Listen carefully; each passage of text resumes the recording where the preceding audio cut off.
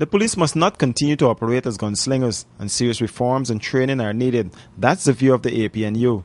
Today, APNU executives and supporters held a picketing exercise outside of the office of the Home Affairs Minister at Tivleri.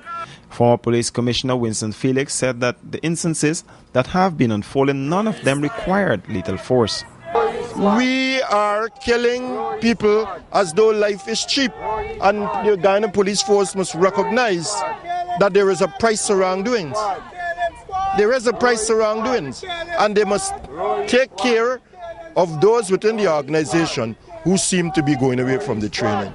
It is not looking good, and the Guyana Police Force must take all necessary steps to make sure that the force is properly trained in the use of firearms and in all other areas, so as to not to kill citizens, but to resolve the worst of matters.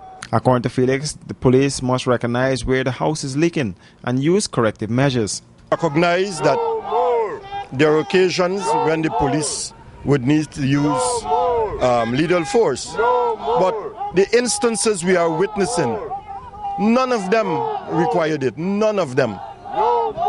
And we can't have a civil police force operating as though they are at war with the civilian public, the ordinary man in the street.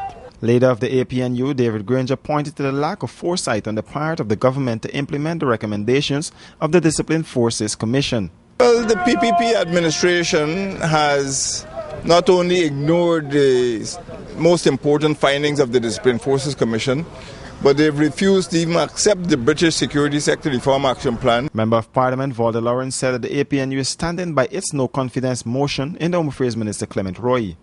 Are we telling the government to remove Mr. Roy? Remove Mr. Roy? Because we're not going to stop. We're not going to stop. We're going to take it wherever, whenever, and at any time we think is necessary. But the government must listen to the people. Roy is incompetent and he has to go. The joint opposition has pledged to take all the necessary courses of action to have the government address what they see as a crisis unfolding with the police killing of young men. Reporting for Capital News, Royston Drakes.